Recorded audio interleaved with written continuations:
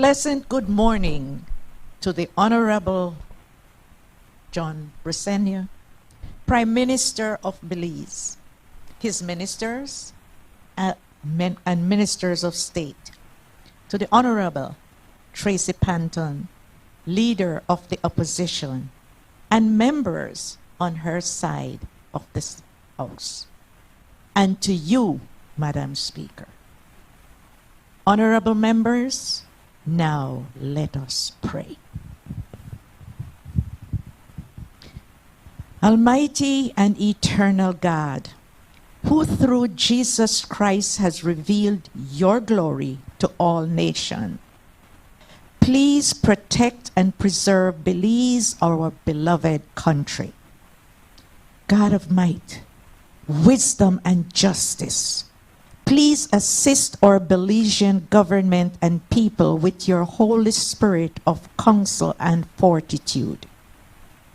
Let the light of your divine wisdom direct their plans and endeavors, so that with your help, we may attain our just objectives.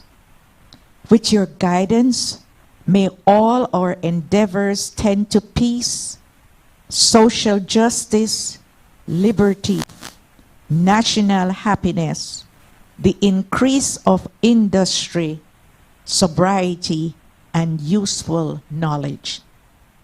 We pray, O God of mercy, for all of us, that we may be blessed in the knowledge and sanctified in the observance of your most holy law, that we may be preserved in union and in that peace which the world itself cannot give. And after enjoying the blessings of this life, please admit us, dear Lord, to that eternal reward that you have prepared for those who love you. Amen.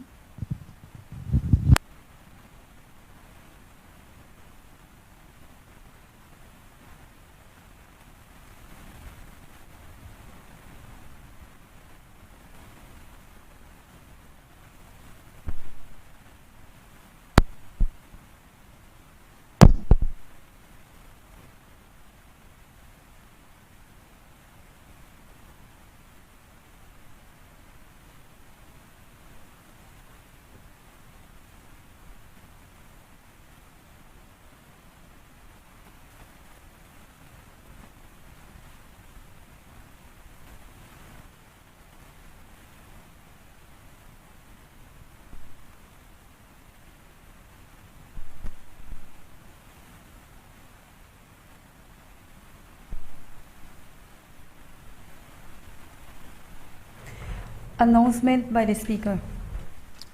Good morning, members.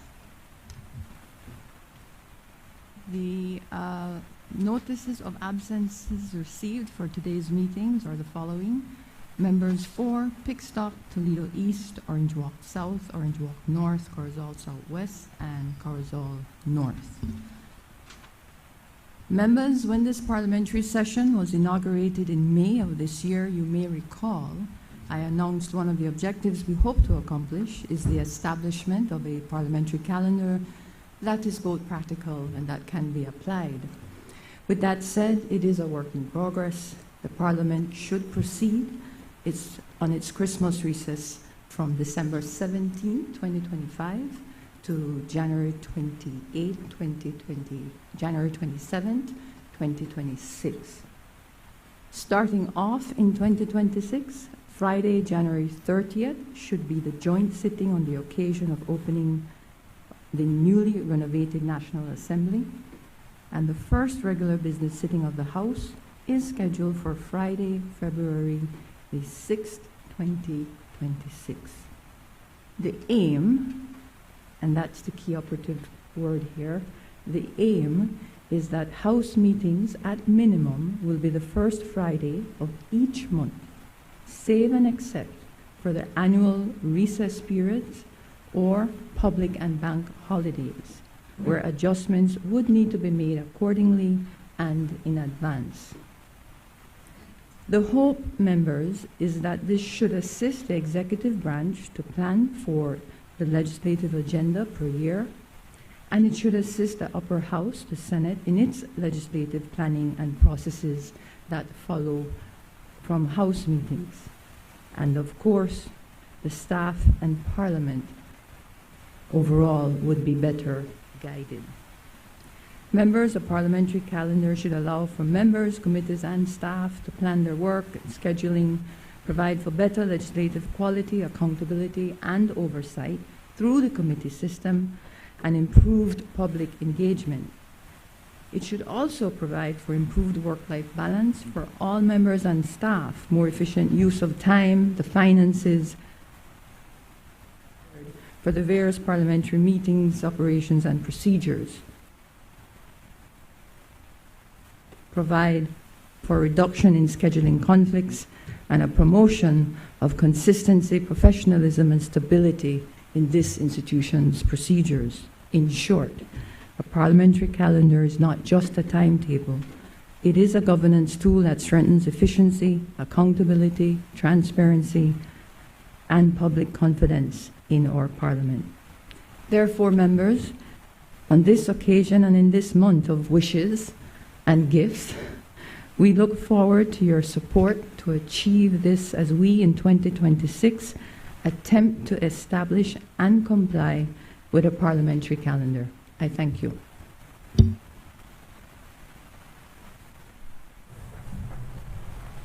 Papers.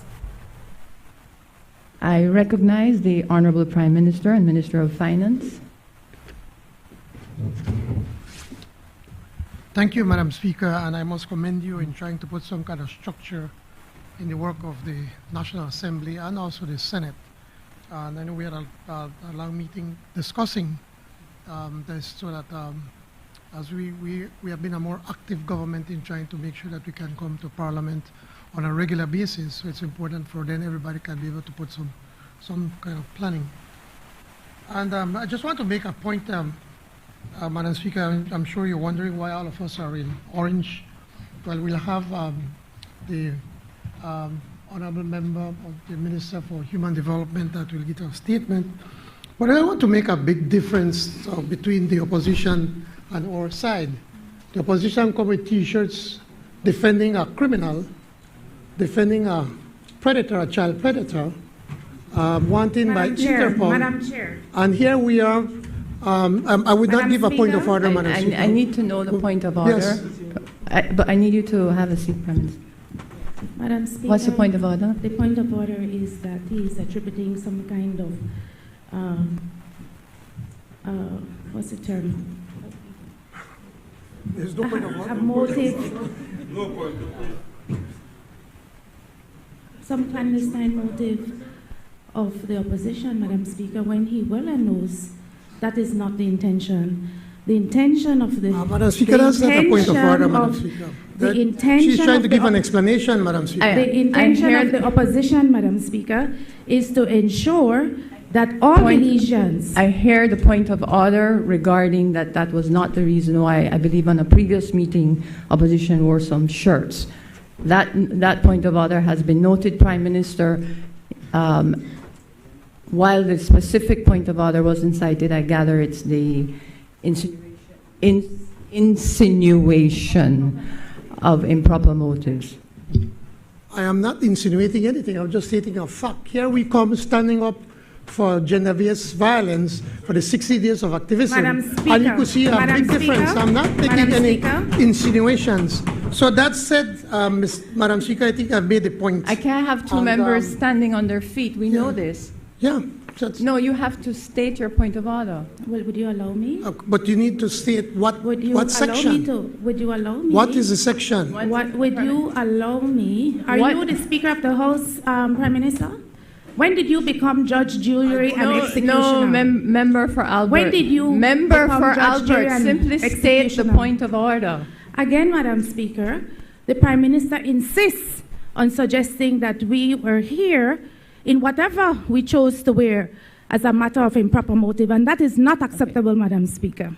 I have just noted for the record, I had noted earlier stated to the Prime Minister what the point of order was, and that the motive insinuating was not what the Prime Minister, to clarify that that was not the insinuation, and the Prime Minister promptly stood up and stated that was not the insinuation, and then moved to state why your side of the House is in your shirts. Can we now move on? Thank you. It's a Creole saying, Madam Speaker, do so not like do so. That's the problem. But that said, Madam Speaker, I rise to present and lay on the table sessional paper HR 43A114, the Customs and Excise Duties Amendment of Schedule 1, Order 2025.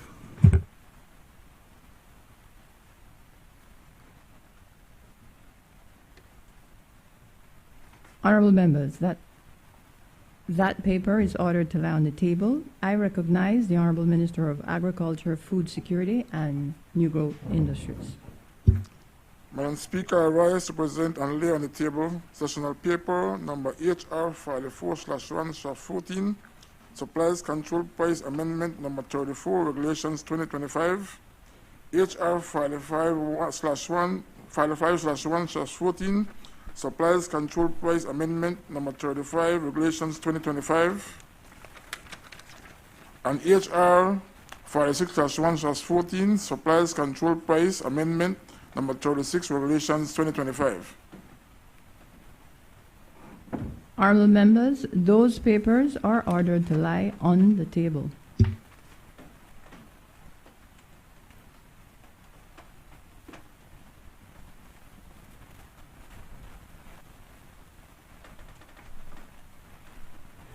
Presentation of reports from select committees. I recognize the Honorable Chairperson of the Finance and Economic Development Committee.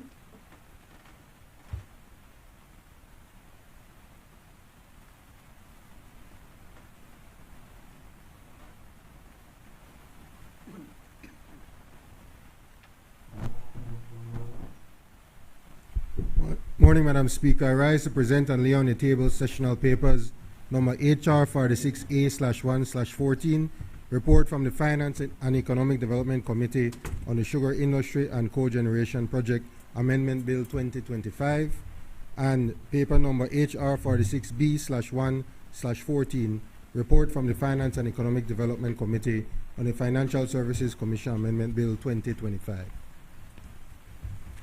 Honorable members, those reports are ordered to lie on the table. I recognize the Honorable Chairperson of the Constitution and Foreign Affairs Committee.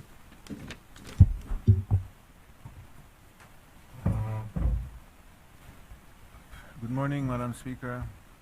I rise to present and lay on the table sessional papers number HR 47/1/14, report from the Constitution and Foreign Affairs Committee on the Justice of the Peace Amendment Bill 2025. Number HR 48/1/14, report from the Constitution and Foreign Affairs Committee on the Domestic Violence Amendment Bill 2025. And number HR 48A/1/14, report from the Constitution and Foreign Affairs Committee on the Judges' Salaries and Pensions Bills 2025. Thank you very much, Madam Speaker. Honorable members, those reports are ordered to lie on the table. I recognize the Honorable Chairperson of the Joint Public Accounts Committee. Madam Speaker, good morning all. I rise to present and lay on the table sessional papers number HR 49/1/14, reports from the Public Joint Account Committee on the report of the Auditor General for the year April 2015 to March 2016. Honorable members, that report is ordered to lie on the table. I recognize the Honorable Minister of Human Development, Family Support, and Gender Affairs.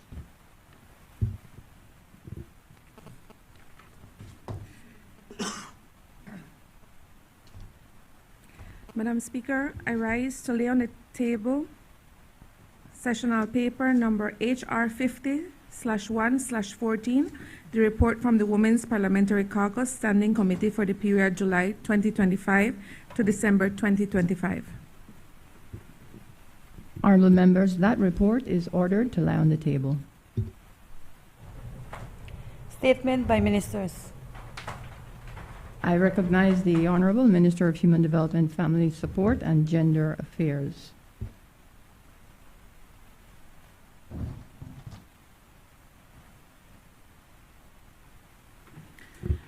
Madam Speaker, your permission to refer to my notes.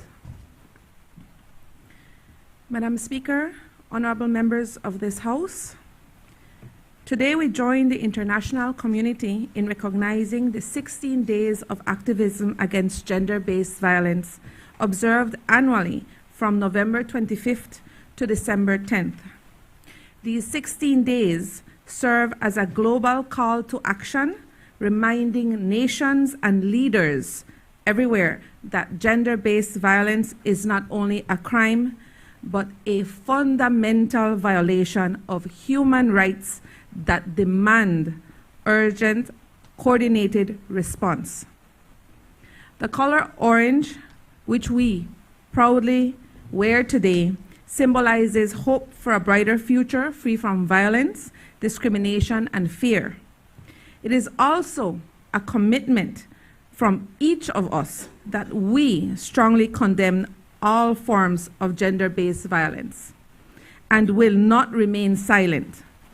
Madam Speaker, all members on this side of the chambers today are wearing orange as a unified expression of solidarity with survivors and as a public reaffirmation of the government of Belize's zero-tolerance stance towards gender-based violence. And while today is symbolic, the issue before us is real and it is urgent. The latest national data show that in 2023, police recorded 1,250 domestic violence cases, and in 2024, 1,277 cases. 9 out of 10 complainants are women, most between the ages of 18 and 45 years old. And in cases of sexual violence, 99% of victims in 2023 were female, with half of those being girls aged 10 to 19. Femicide remains an emerging threat, with 1 in 10 murdered females in 2023 believed to have been killed due to gender-related motives. These numbers represent real people, women, girls, families, and communities affected by violence. They highlight why the government's leadership and response must remain firm, coordinated, and unwavering.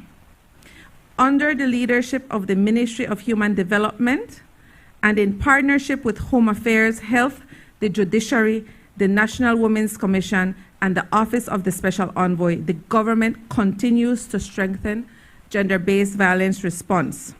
This includes improved legislation, stronger enforcement mechanisms, expanded survivor services, the essential services package, and community-level engagement to shift harmful norms. Madam Speaker, allow me to highlight several major initiatives the government of Belize has advanced to address gender-based violence, strengthen prevention, and improve survivor protection and support. The first is the National Policy Framework and the adoption of the revised National Gender Policy 2024-2030, including a dedicated National Gender-Based Violence Action Plan, which guides prevention, protection, prosecution, and survivor support efforts. Strengthening legislation, work is underway to strengthen the Domestic Violence Act, including improved enforcement mechanisms and provisions to address cyber harassment, digital stalking, and financial control. Legislative reviews include exploring the clearer classification of femicide, ensuring more accurate data, stronger penalties, and better prosecution pathways. The expansion of government-led case management, including counseling, psychosocial support, legal assistance, and emergency safety support for victims. Support to safe houses through training, educational materials, equipment, and dignity kits, and plans to expand access to professional counselors with permanent establishment positions proposed. Madam Speaker, there's also implementation of the Essential Services Package, which sets national standards for police, human development officers, health professionals, and the judiciary in responding to gender-based violence, and the continuous training of police officers, DVU personnel, and emergency responders, including NEMO and CEMO, to ensure proper and trauma-informed treatment of survivors. Madam Speaker, there are also efforts to strengthen protection order mechanisms, especially in rural communities, and work is underway to ensure senior justices of the peace can issue emergency protection orders when magistrates are unavailable. Madam Speaker, national social and behavior change campaigns to target harmful norms and stereotypes that fuel gender-based violence are also underway, as well as countrywide training and outreach, including the Men and Boys Program, Roundtable for Young Women, community sensitization sessions, and anti-sexual harassment training for institutions and businesses. The Gender-Based Violence Referral Pathway Guide, ensuring that the public knows where they can seek help. Madam Speaker, there are also government-wide gender mainstreaming efforts with gender focal points embedded in each ministry to ensure that all policies and programs integrate gender perspectives and promote gender equality. All these efforts demonstrate this government's commitment not only to respond to violence, but also to prevent it by addressing root causes, strengthening systems, and ensuring survivors receive the services they need and deserve.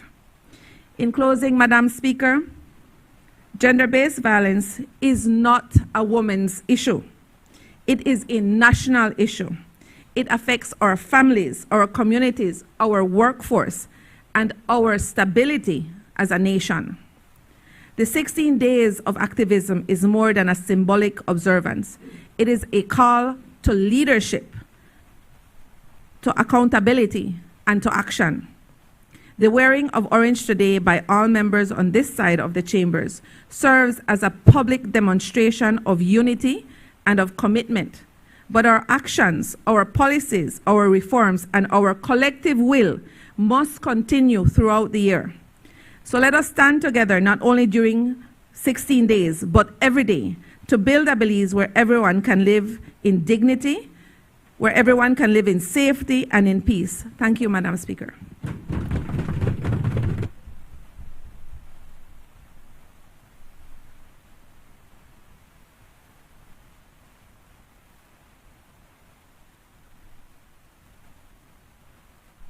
Introduction of bills. I recognize the Honorable Prime Minister, Minister of Finance.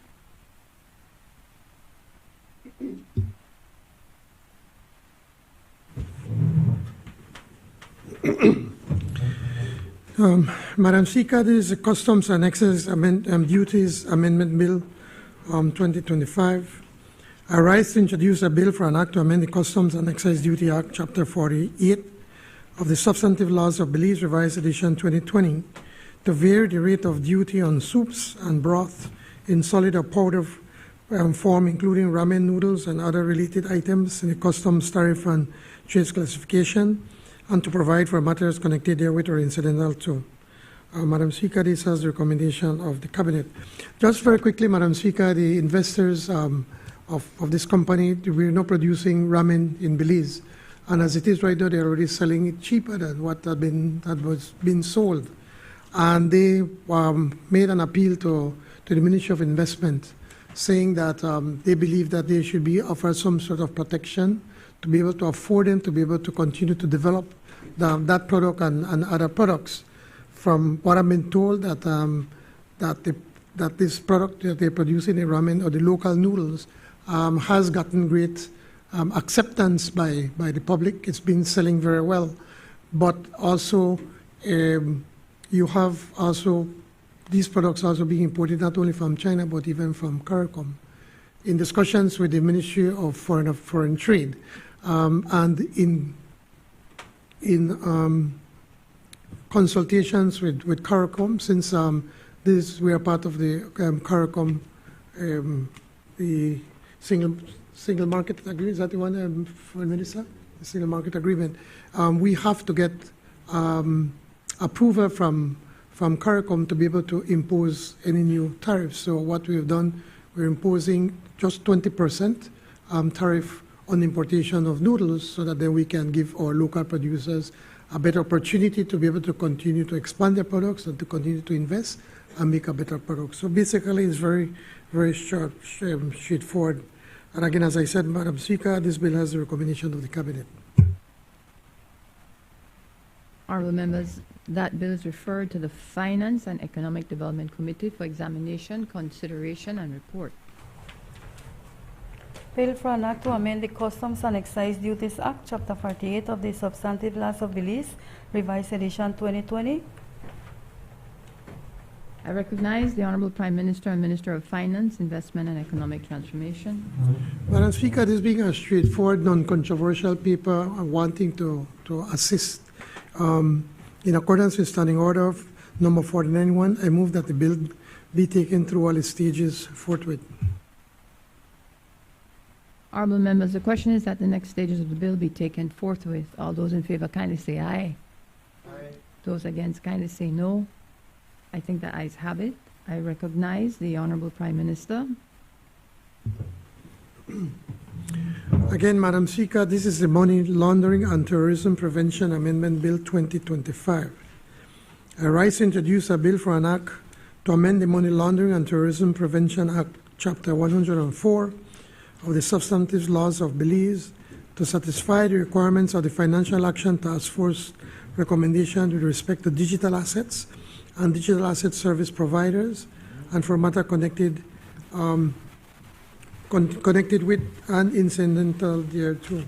Madam Speaker, to give explanation as what we're doing, the clock is ticking on us, and so as I think I mentioned in the last introduction of the previous bill that goes along with this, under the Act, the prevention of any kind of digital assets in Belize, such as bitcoins and etc., it comes to an end on December 31st.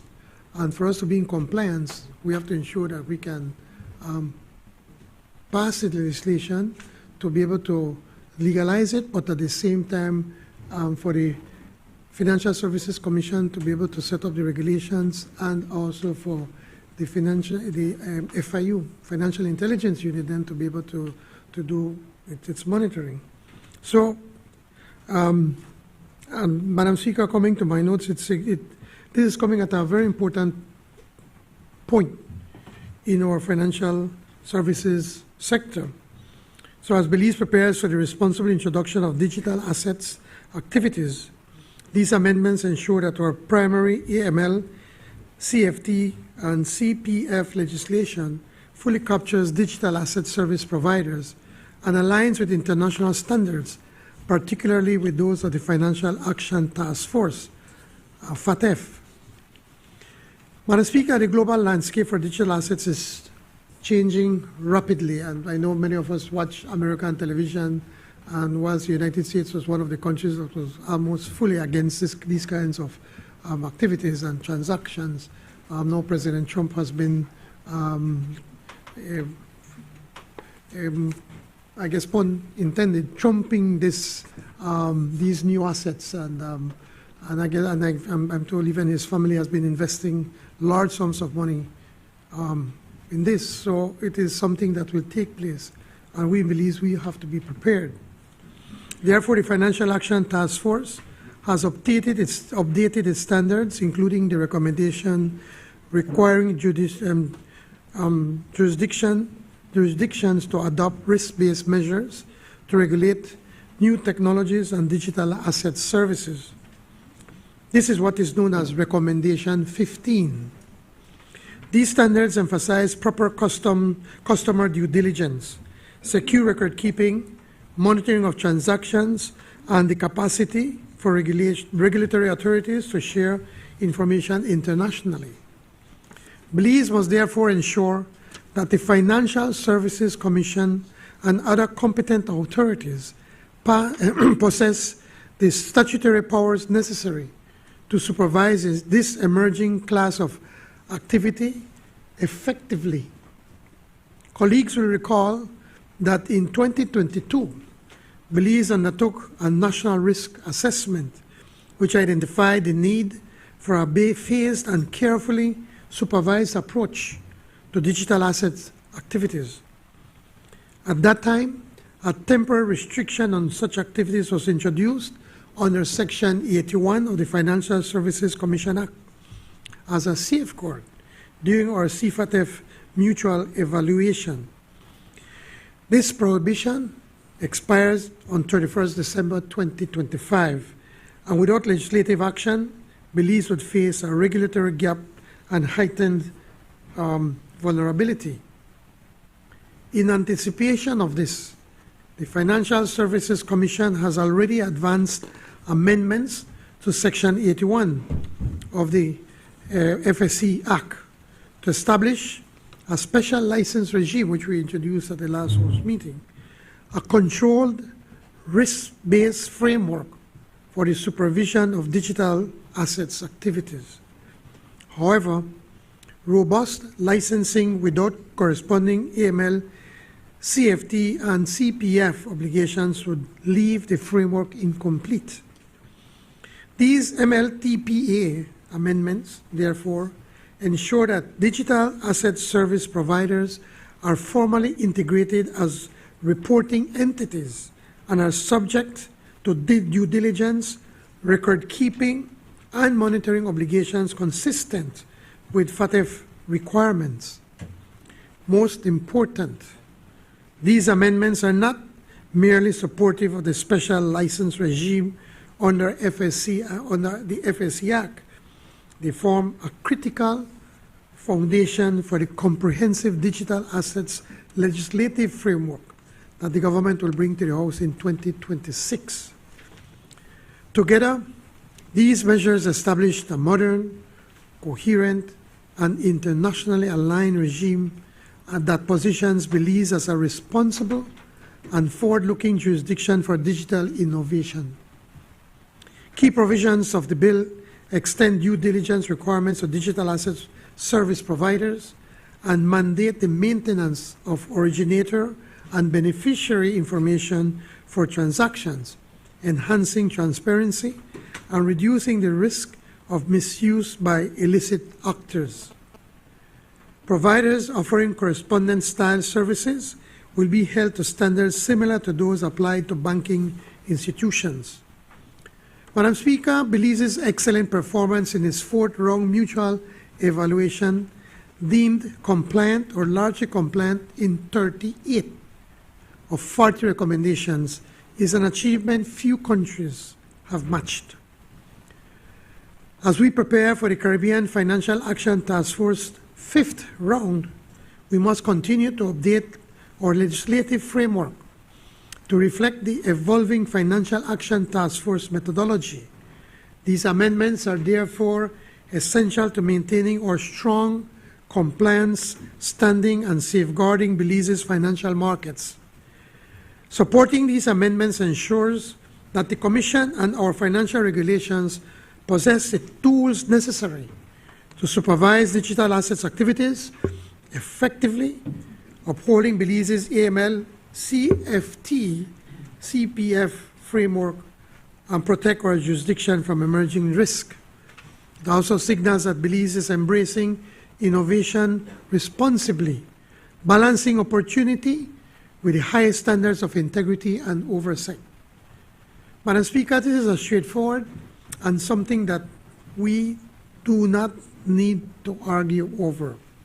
Therefore, I urge all members of this Honorable House to endorse these amendments, which enforce Belize's commitment to modern regulation, strengthen international confidence in our financial sector, and support the orderly introduction of both the special license regime and the broader digital assets framework that will be presented in the coming year. I thank you. Honorable members, that bill is referred to the Finance and Economic Development Committee for examination, consideration, and report. Bill for an act to amend the Money Laundering and Terrorism Prevention Act, Chapter 104 of the Substantive Laws of Belize, to satisfy the requirements of the Financial Action Task Force recommendation with respect to digital assets and digital asset service providers, and to provide for matters connected therewith or incidental thereto. I recognize the Honorable Prime Minister, Minister of Finance. Madam Speaker, simply because it is very time sensitive that the prevention of these assets come to an end at the end of this year, the December 31st. In accordance with Standing Order number 49-1, I move that the bill be taken through all its stages forthwith. Honorable members, the question is that the next stages of the bill be taken forthwith. All those in favor kindly say aye. Aye. Those against kindly say no. I think the ayes have it. I recognize the Honorable Minister of Rural Transformation, Community Development, and Local Government.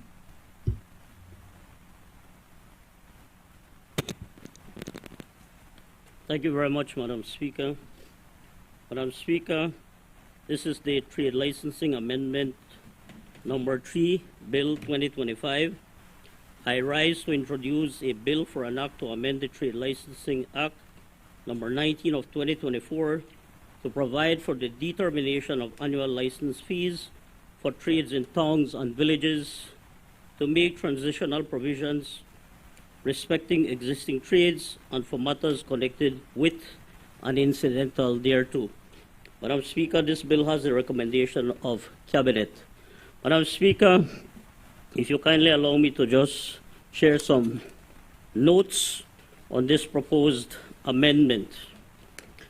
Madam Speaker, the purpose of the bill is twofold. One, to amend the Trade License Act number 19 of 2024 to allow for greater clarity for the determination of fees for rural trade licensing versus urban trade licensing. B, greater clarity in the transitional arrangements from the previous regime. C, amendment of Schedule 1 to properly alignment of the administrative arrangement for Blackman and Unitedville villages. The Act in its current form did not sufficiently distinguish how the respective boards were to determine and declare the fee structure for rural and urban trade licensing. That is now separated and sufficiently clarified with the amendment to Section 19 and the addition of Sections 19.1 and 19.2. For avoidance of doubt and to mitigate any potential challenges or misinterpretation, the Ministry believed it would be best to make the clarifications through the amendment of Section 19 and thus repealing Section 51. The transition from the old regime to this new one, specifically for trade licensing in towns and cities, now clearly defines the period of transition to 3 years. Who this applies to, that is existing and new applicants, and for the ceiling and flooring of the 10% on for all fees that are being determined using Section 19C and 19.5. Just some background context, Madam Speaker. As the Minister with responsibility for trade licensing, I am sufficiently pleased to announce that this new Act is ready for full rollout and implementation. The Ministry of Rural Transformation, through the Department of Local Government, and with the support of the Attorney General's Ministry, the town and city councils, the village councils, and the many other stakeholders, the Investment Policy and Compliance Unit, the Business and Companies Registry, Beltrade, the Economic Development Council, the Chamber of Commerce, the Realtors Association, civil society representatives, the Justice of the Peace Association, has committed long hours of diligence to support the effective and inclusive development, advancement, and now implementation of the much improved Trade Licensing Act. Some key principles to this Act, as a way of, a reminder, Madam Speaker, it provides for greater transparency. Business applicants can use the various provisions to calculate their own trade licensing fee. All details are publicly available. Predictability. Fees for 1 year under the new regime is fixed annually for a 3-year period. No requirement for annual assessments, notwithstanding the potential changes in the business's productive space. The ease of administration. The administration of trade licensing will be done via an established digital platform referred to as Tralma, which is in its final stages of development and ready for deployment. During the government's tax amnesty program this year, many businesses that have been operating informally took advantage of the opportunity to have applied for their trade licensing.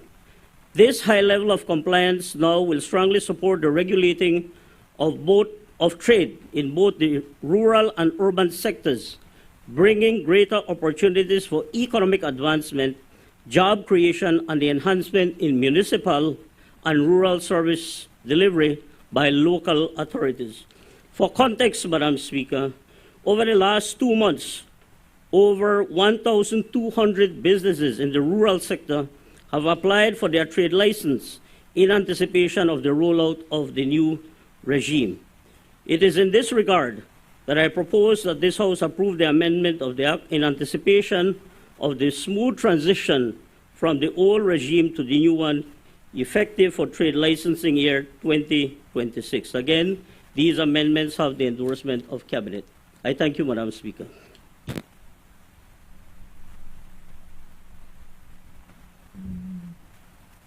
Honorable members, that bill is referred to the Public Service, Labor, Industry, and Trade Committee for examination, consideration, and report. Bill for an act to amend the Trade Licensing Act, Act number 19 of 2024, to provide for the determination of annual license fees for trades in towns and villages, to make transitional provisions respecting existing trades and for matters connected therewith or incidental thereto. I recognize the Minister of Rural Transformation, Community Development, and Local.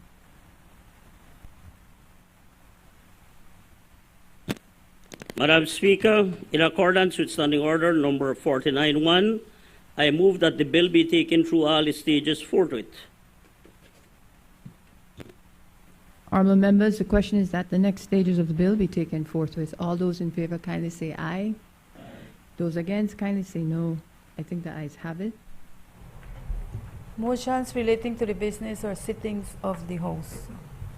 I recognize the Honorable Prime Minister, Minister of Finance, Investment, and Economic Transformation. Madam Speaker, in accordance with Standing Order 49-1, I move that the bill be taken, Madam Speaker, I move that at its rising today, the House adjourn to a date to be fixed by the Speaker. Honorable members, the question is that the House at its rising today adjourn to a date to be fixed by the Speaker. All those in favor kindly say aye. Aye. Those against kindly say no. I think the ayes have it. Public business, government business motions. I recognize the Honorable Prime Minister.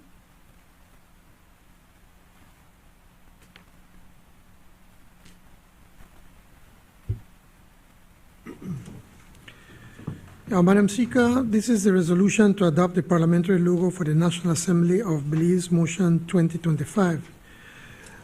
I move whereas the National Assembly of Belize is the cornerstone of the nation's democratic system and the embodiment of the people's will, and as the legislative branch of the government of Belize, it is to be respected with the highest levels of dignity, authority, and respect. And whereas a new parliamentary logo has been created for the National Assembly of Belize to reflect the authority and identity of the country's legislative body, and whereas brand manual guides have been developed to establish a clear and consistent framework for the use of the National Assembly logo, typeface, colors, and brand identity across all communications, ensuring integrity, professionalism, credibility, and national representation. And whereas the Cabinet Secretary, His Excellency Stuart Leslie, has advised the Speaker of the House of Representatives and the Chair of the National Assembly Staff Committee, Honorable Valerie Woods, of the Honorable Prime Minister's and Cabinet's approval of the new logo and their support for its formal adoption. Now therefore be it resolved that this Honorable House adopts the logo annexed to this motion to be designated as the official parliamentary logo of the National Assembly of Belize, and be it therefore resolved that the Clerk of the National Assembly shall be responsible for the management, safeguarding, and authorized use of this parliamentary logo. Now, Madam Speaker, just to add,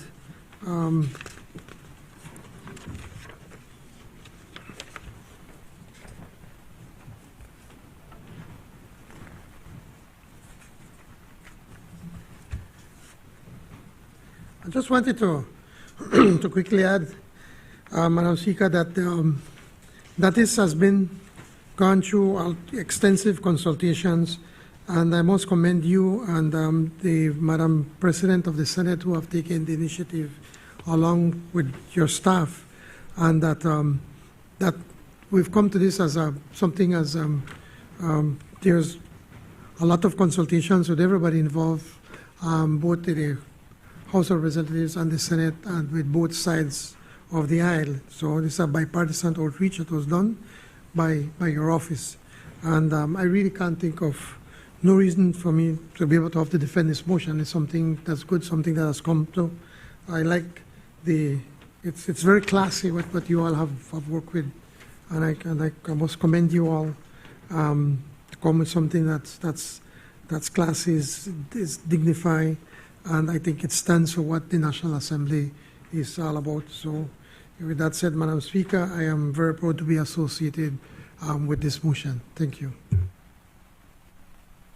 I recognize the Leader of Opposition, Member for Albert. Thank you, Madam Speaker. I rise to place on public record the appreciation of the members of the opposition for the work, your work, Madam Speaker, and the work of the President of the Senate, and also all members of the National Assembly Staff Committee who have been actively engaged in this process. Indeed, I think the branding or rebranding of the National Assembly is an important initiative. I hope that the rebranding will also signal that the National Assembly becomes more accessible to the public as we try to have greater engagement with our citizenry. So we thank you for your work, Madam Speaker. Again, this work of the committee and all those who have been involved with this process. Thank you. Honorable members, that motion is referred to the Constitution and Foreign Affairs Committee for examination, consideration, and report. I recognize the Honorable Prime Minister. Madam Speaker, in accordance with Standing Order number 49-1, I move that the motion be taken through all its stages forthwith. Honorable members, the question is that this motion be taken through all its stages this day. All those in favor kindly say aye. Those against kindly say no. I think the ayes have it. I recognize the Honorable Chairperson of the Joint Public Accounts Committee. Madam Speaker, this is the adoption of the report from the Public Joint Account Committee on the report of the Auditor General for the year April 2015 to March 2016. Madam Speaker, I move be it resolved that this Honorable House adopt the report from the Public Joint Account Committee on the report of the Auditor General for the year April 2015 to March 2016.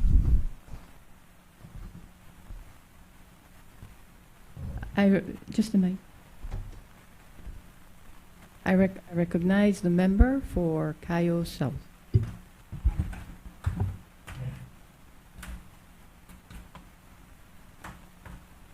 Good morning, Madam Speaker. I'm glad this didn't end up being a contentious debate, and it's not. I'm just rising to give my respect to the chairman of the Public Accounts Committee and the other member of the opposition, the member from Queen's Care, the Honorable Godwin Hela. And I'd like to give a little bit of history, Madam Speaker, a little bit on the Public Accounts Committee. As we are aware on this report, a report was also presented of the minority report. And that minority report was done on an analysis that the previous PAC had made from the 2012-2013 public accounts analysis, and it never came to light. And the chairman at the time did not approve it, did not see it fit. We were in opposition at the time.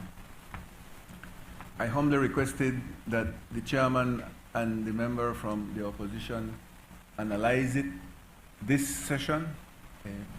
They agreed, and it was done parallel to the report that's being presented now for the 215-216. Why am I bringing this up, Madam Speaker? Because the report that was done way back then is extremely similar to the report that is being presented now for the 215-216, because the issues are still the same. And it is a pleasure for me on this side to be able to work along with the gentlemen from the other side. I believe this committee's function is extremely important for transparency, for accountability, for good governance.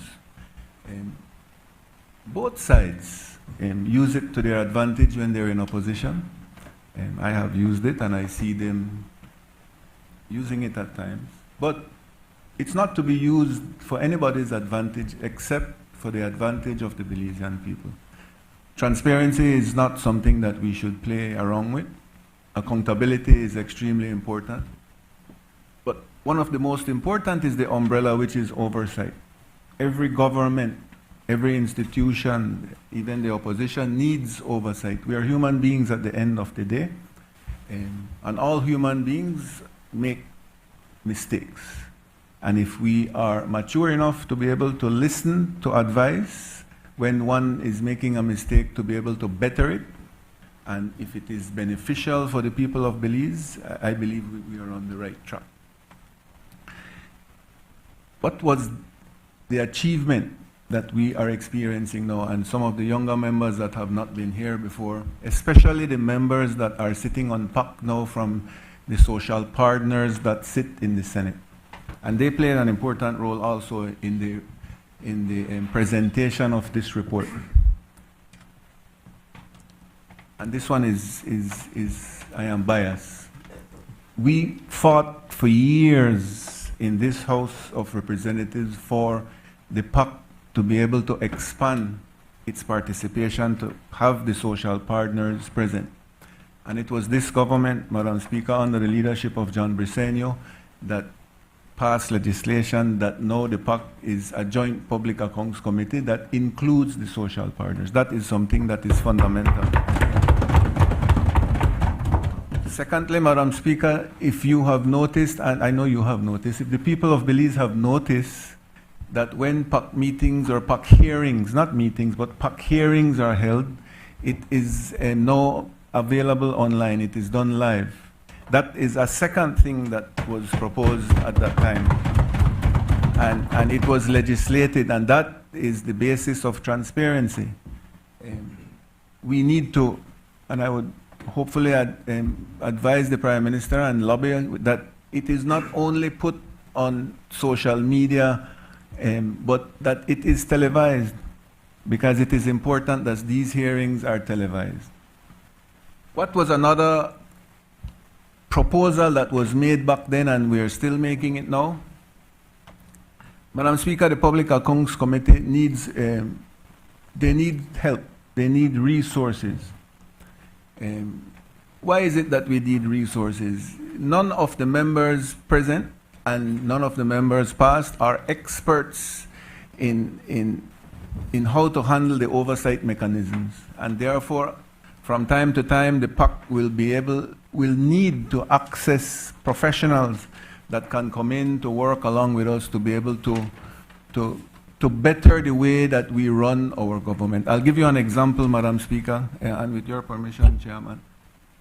there is an issue that we are trying to put forward right now in the Public Accounts Committee.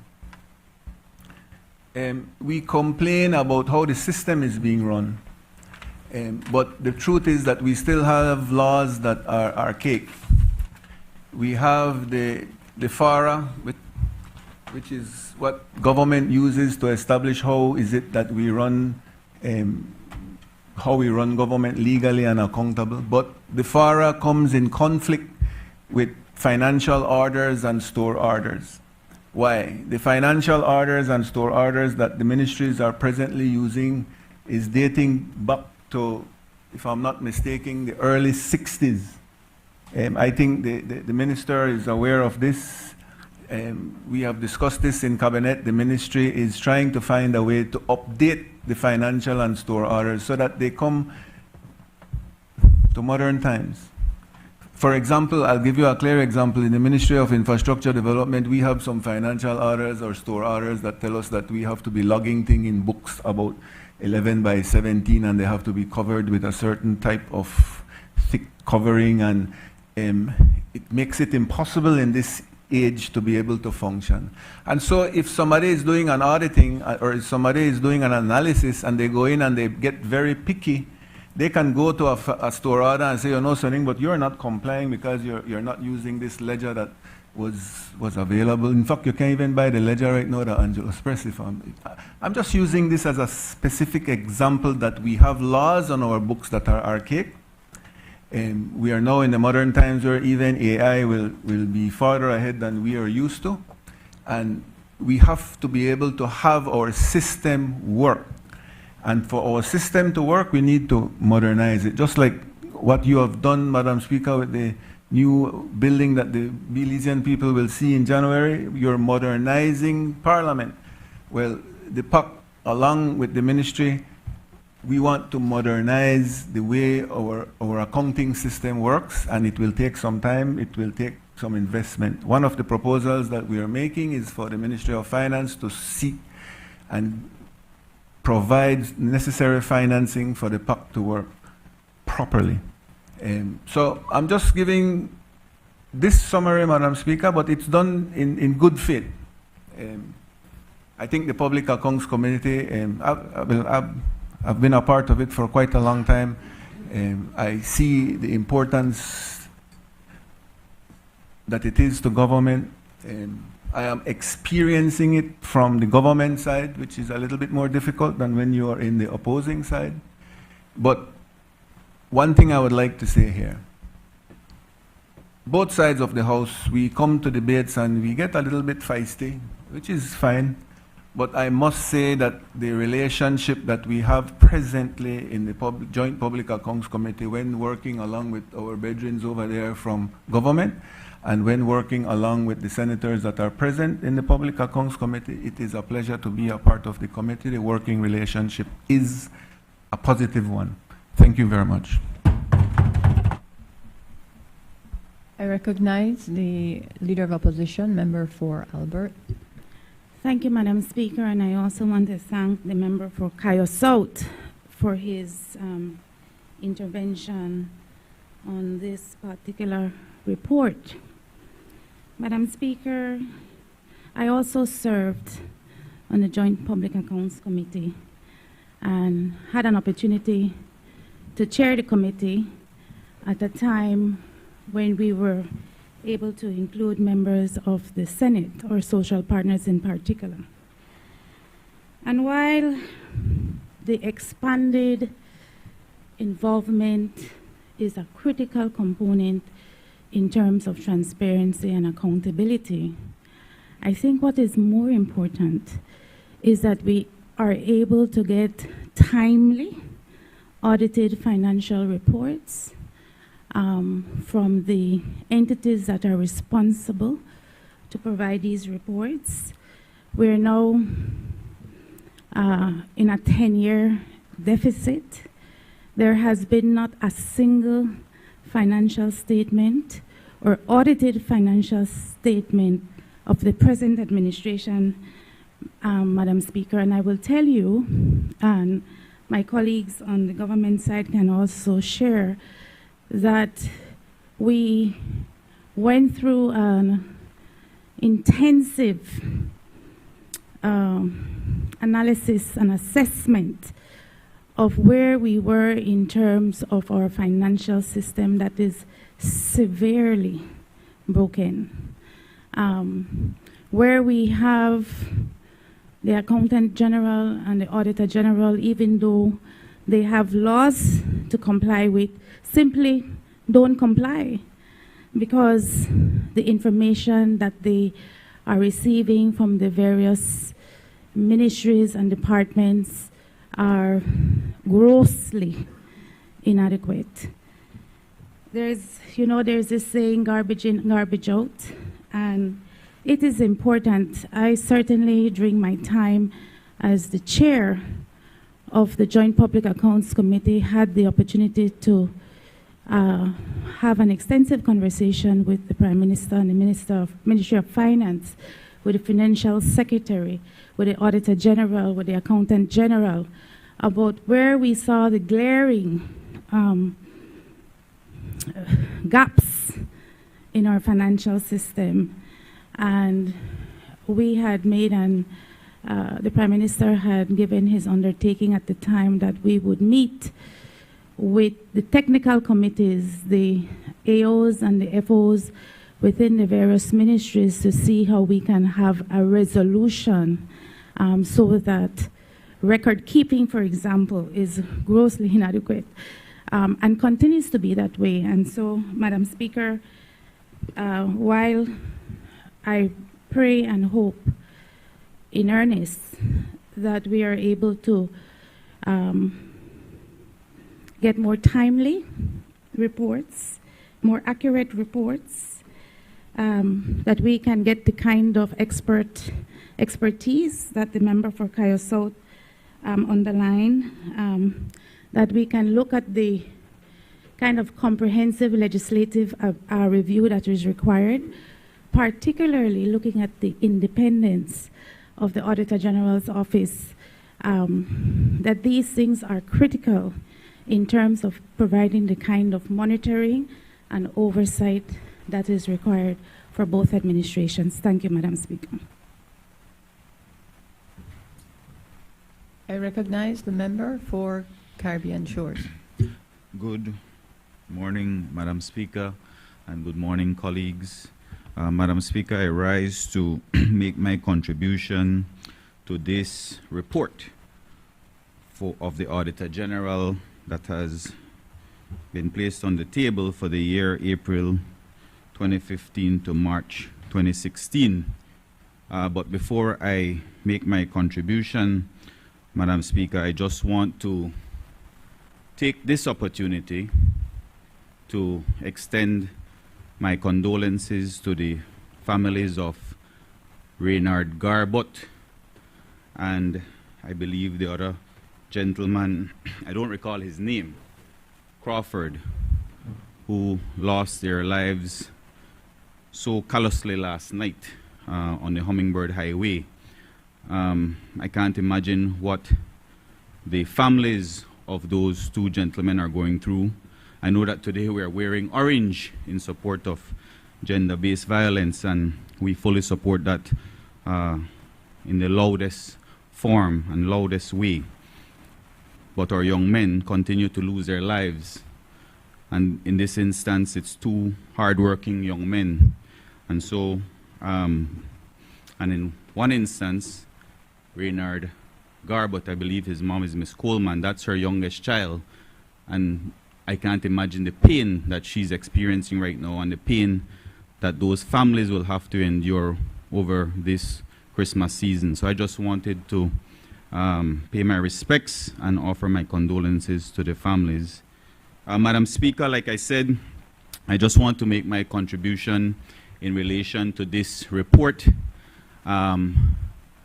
Like the Minister for Cayo South, we on this side of the House are extremely appreciative of the concerted bipartisan effort that has been made in relation to this report. It's not often we get to this stage where you see a Public Accounts Committee or a joint Public Accounts Committee come forward to table the Auditor General's report. And so I want to congratulate the chair on his efficiency in convening meetings, because we did have a deadline to meet.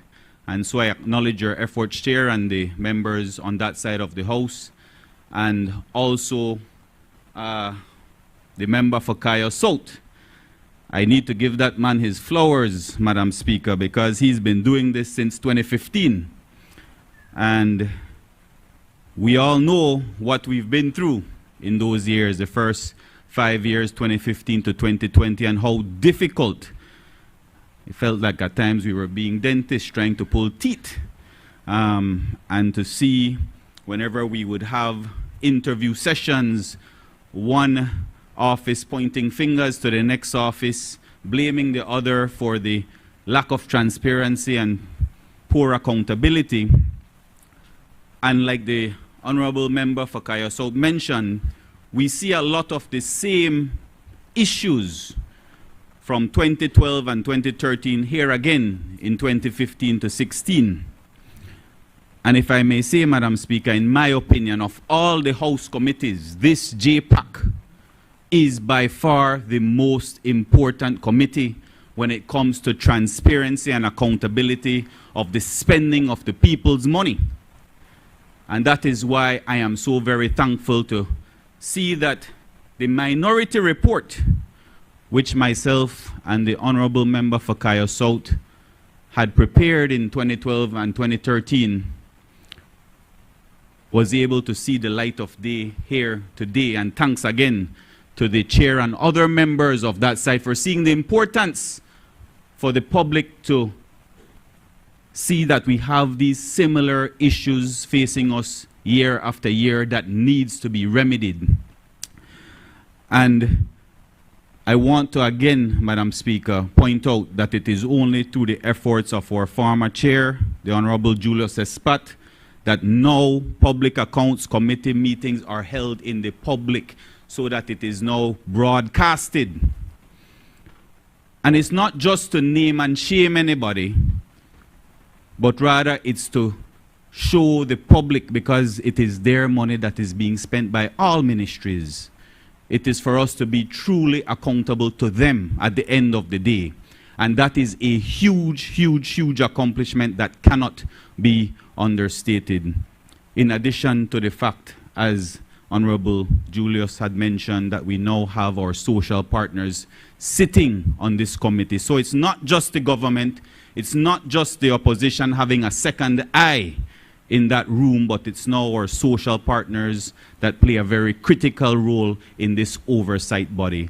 And so, Madam Speaker, today, in my opinion, is a very historic day that we have this report coming forward.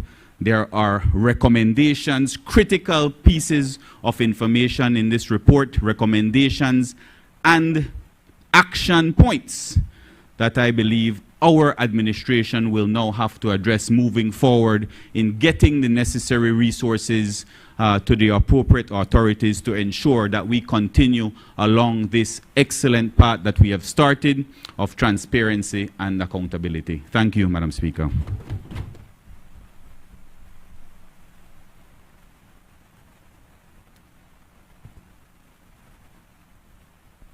You move the question. I'm sorry? You move the motion. No, I'm just want to make a presentation. Can I? No? No, you should have done that when you started. I will. Oh, that's okay. That's great. Yeah. Everybody said good things about the committee anyway. So I was asking Thank you. if you were just standing to move. Okay.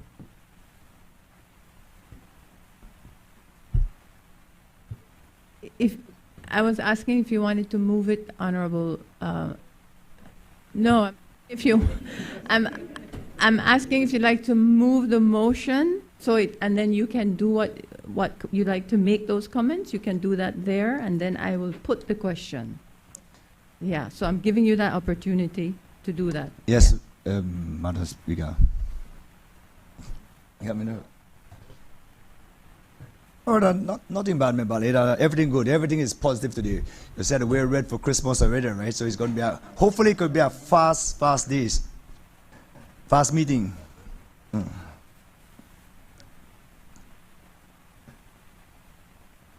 Madam Speaker, May- may I refer to my notes, please?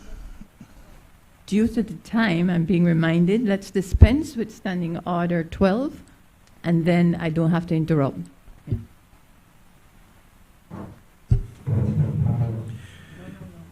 Madam Speaker, in accordance with Standing Order 12.8, I move that the proceedings on the order paper may be entered upon and proceeded with at this day's sitting at any hour though opposed.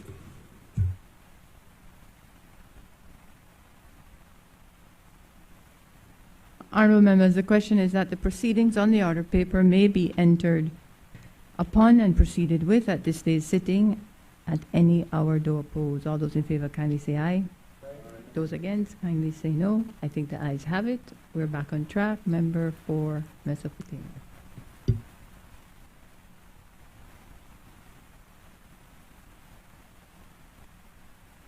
Thank you, Madam Speaker. I ask for permission to refer to my notes, please. The Joint Public Accounts Committee, JPAC, plays a critical role in ensuring fiscal responsibility, maintaining public trust, and strengthening democratic governance. This committee's function is to not question or criticize policies of the administration.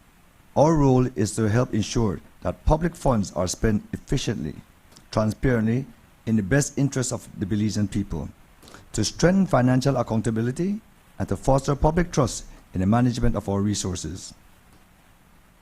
By highlighting the weaknesses in financial controls, shining a spotlight on irregularities and mismanagement, and supporting standards and best practices in the administration of public funds, the JPAC is a powerful instrument for the exposure of waste, inefficiency, and all forms of maladministration. The JPAC must be a testament to bipartisan commitment to financial scrutiny towards creating a culture of integrity and establishing zero tolerance for corruption. And when the committee speaks with one voice across political lines, our recommendation carry more weight and results in actions. By tracking responses and implementation, the JPAC turns the recommendations into real administrative changes. As a linchpin of oversight and accountability, the JPAC is armed with necessary power to scrutinize all bodies which monitors the use of public funds. This is essential for ensuring accountability in the modern delivery of public service. At this meeting and the public hearing, the committee can summon those people who are able to provide context, share related information, and explain inefficiencies, financial irregularities, and poor performances. By leveraging this transparent process, we can encourage and incentivize departments and agencies to take corrective actions. By ensuring transparency and addressing mismanagement, the JPAC bolsters public confidence in democratic institutions and combat corruption. The committee will work constructively, asking the necessary questions, listening carefully, and providing recommendations that make our system stronger and more transparent. We recommend and encourage the public's engagement with JPAC. The public's interest in the work of the JPAC is a powerful reminder that accountability in public finances is a shared national responsibility. The members of JPAC formally thank the Office of the Clerk and the staff of the National Assembly for their continued support as the committee secretaries, and also the entire committee, because we work so good together, so thank you guys. We acknowledge the incorporation of the Ministry of Finance and the offices of the Auditor General and Accountant General, respectively. This report provides recommendations for the consideration of the National Assembly of Belize in response to the Auditor General's Report 2015-2016 presented to the Prime Minister John Briceño on 31st July 2025 and tabled in Parliament on the 12th September 2025. The JPAC receives, reviewed, and adopted a minority report on the 2012-2013 Auditor General Report, which was submitted to the JPAC in 2018 with 6 recommendations. The JPAC have agreed to have a copy of the report annexed to the present report to highlight similarities between both reports. Thank you, Madam Speaker. I move the motion. It does take a bit to get used to acts between bills and motions, but the practice of the Parliament and the procedure is for motions, we do the debate immediately, and therefore any commentary, as would be done with a bill, you do it before the debate. No worries at all. Honorable members, the question is, be it resolved that this Honorable House adopts the report from the Joint Public Accounts Committee on the report of the Auditor General for the year April 2015 to March 2016. All those in favor kindly say aye. Aye. Those against kindly say no. I think the ayes have it. Announcement by the Speaker. Honorable members, it has been agreed that the following bills and motion pass this day. Customs and Excise Duties Amendment Number 2, Bill 2025, Money Laundering and Terrorism Prevention Amendment Bill 2025, Trade Licensing Amendment Number 3, Bill 2025, and the resolution to adopt the parliamentary logo for the National Assembly of Belize Motion 2025. As you are well aware, under Standing Order Number 74, all proposed legislation, messages, petitions, motions, and other matters relating to the subject mentioned under the title of each standing committee shall be referred by the House to such committee for examination, consideration, and report to the House. The way for this to be done, other than by suspension of standing orders, is for me to suspend the sitting to enable the Finance and Economic Development Committee, the Constitution and Foreign Affairs Committee, and the Public Service, Labor, Industry, and Trade Committee to examine, consider, and report to the House on the 3 bills and 1 motion. All those in favor kindly say aye. Those against kindly say no.